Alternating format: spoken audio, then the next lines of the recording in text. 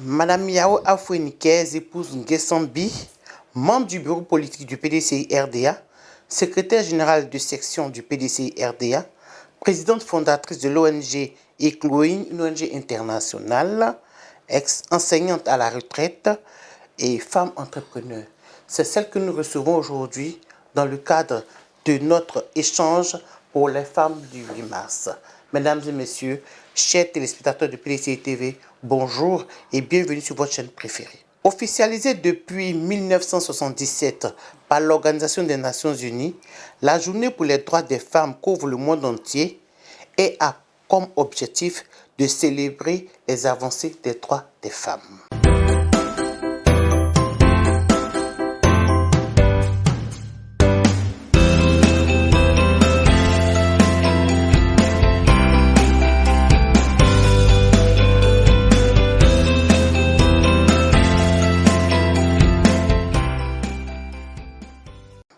Madame Nguessambi, bonjour. Bonjour.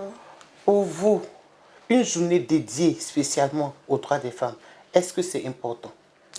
Très important. Je voudrais avant dire merci à PDCI TV pour cette interview sur sa célèbre chaîne et te remercier aussi Maman Assoumou pour le choix de ma personne. Merci. Merci. Eh bien, la journée internationale de la femme du 8 mars, c'est une journée très importante. Vu que des femmes ont déjà mené cette lutte en 1977, comme tu le disais tout à l'heure, il faudrait bien que cette lutte se poursuive. Et donc, pour moi, en tant que femme leader, cette journée est très importante. Parce que cette journée nous permettra de défendre nos droits. Vu que chaque année, on nous donne un thème. Cette année, le thème, accélérer le financement pour les femmes. Voilà. On demande d'accélérer le processus. On demande d'investir en faveur des femmes et d'accélérer le processus. Quand on demande d'accélérer le processus, ça veut dire qu'il y a un tout petit problème. Voilà, nous allons en parler à la suite du débat. Oui, merci madame. Vous pensez que les droits des femmes sont respectés dans le monde entier et plus spécialement en Côte d'Ivoire? Quand on sait que les violences faites aux femmes s'accentuent, le genre n'est pas toujours respecté, vous pensez que les droits des femmes sont respectés en Côte d'Ivoire? On peut dire qu'il y a un début. Il y a un début de respect. Il y a un début. Parce que de nos jours, il y a encore dans des zones où, par rapport aux problèmes socioculturels, les femmes subissent encore des violences. Des femmes subissent encore des violences. Elles sont battues dans leur foyer, elles sont violées. Donc, comme c'est un processus, c'est ce qui nous réconforte. Nous, en tant que femmes leaders, c'est un processus, on s'est dit, donc ça vient avec le temps. Et vous pensez que ça avance?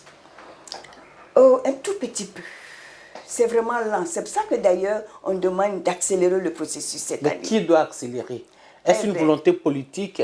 Est-ce que la femme elle-même doit se battre pour ses droits? Qu'est-ce que vous... Ça, là, je pense que nous devrons nous battre pour nos droits. Dieu merci, on nous donne une journée pour cette bataille. Cette journée, ce n'est pas l'occasion de recevoir des roses et d'accepter des coupes de champagne. Nous devons faire en sorte qu'on reconnaisse nos droits. Même si ceux qui doivent faire en sorte que nous puissions être respectés ne le font pas, nous-mêmes, nous pouvons nous battre pour nos droits. C'est pour ça que nous avons une journée. Et donc cette journée de 8 mars, nous devons la mettre à profit. Organiser des conférences et faire en sorte que nos droits soient respectés. Sinon, comme je le disais tout à l'heure, c'est un processus. Donc, vous êtes aussi une femme politique.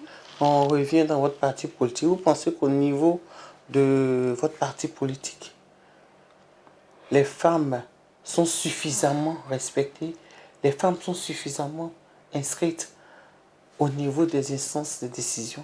Vous savez, depuis notre grand parti, du père fondateur jusqu'à notre dernier président, son Excellence Tidjane Thiam, en passant par notre papa Bédié qui nous a laissé paix à son âme. Je pense quand même qu'il y a des structures qui ont été mises en place par rapport à ça. Il y a eu l'AFI, au temps du Fouet-Boigny. Il y a l'UF actuellement. Et donc c'est au sein de ces structures-là que nous devons faire en sorte que nos droits puissent être respectés.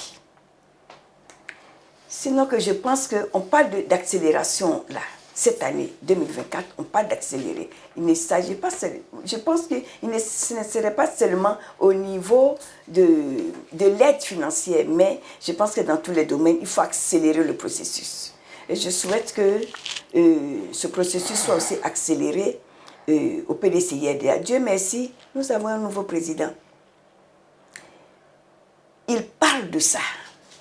Donc nous, femmes du PDCI, je pense que nous pouvons compter sur lui, parce que c'est dans son programme.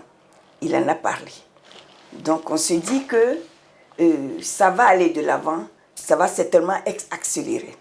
Vous êtes secrétaire général de section tout à l'heure au cours de votre présentation, mais sur 5271 sections en Côte d'Ivoire pour le PDCI, les femmes ont 225. C'est peu. Qu'est-ce que vous en dites? Secrétaire général des sections, ce n'est pas des postes nominatifs, c'est électif, mais il y a seulement 225 femmes qui sont secrétaires de section. Et ça dit que les femmes veulent se résumer à la mobilisation, à la décoration. Je lance un appel à mes sœurs. À mes sœurs de se préparer pour vraiment occuper ces positions. C'est-à-dire que bientôt, certainement que nous allons faire les élections des secrétaires généraux et donc qu'elles doivent se présenter. Il y a un petit souci au niveau des femmes, au sein des associations et des femmes. Il y a un tout petit souci. Mais je pense que les femmes peuvent dépasser cela.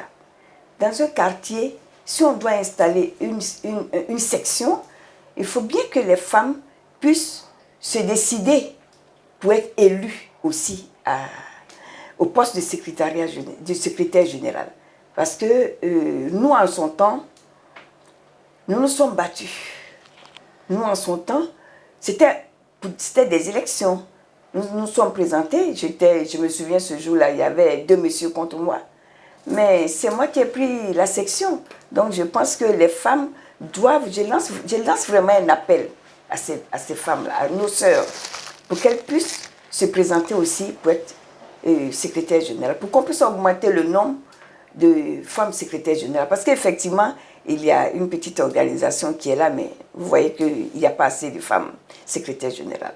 Mais est-ce qu'elle dit que les femmes ne veulent pas s'engager? Quand on sait que je disais que les femmes sont plus loyales, elles sont plus fidèles en matière politique, et donc un parti politique compte en majorité sur les femmes. Donc quel est le message que vous pouvez lancer aux femmes, surtout à vos jeunes sœurs qui viennent maintenant avec l'avènement du nouveau président Cheikh Tidjane Thiam? Je pense qu'il faut d'abord former les jeunes qui viennent de rentrer pour qu'elles comprennent le processus. Parce qu'elles viennent d'adhérer au PDCI-RDA, mais elles ne savent pas ce qui se passe. J'encourage aussi mes sœurs qui sont déjà au PDCI-RDA de faire en sorte de pouvoir se faire élire secrétaire général. Mais les jeunes qui viennent de rentrer, il leur faut des formations. Parce que tout à l'heure, je disais qu'il faudrait qu'on forme ceux qui rentrent. Parce que quand on envoie une personne dans un ministère pour un message ou bien pour une discussion, on ne demande pas à cette personne de rester là-bas. Parce que c'est par manque de formation qu'un militant va quelque part pour une discussion et décide de rester de l'autre côté. C'est par manque de formation. Donc si nous formons nos jeunes sœurs qui sont rentrées maintenant, je pense qu'on aura beaucoup plus de secrétaires généraux parmi elles. D'accord.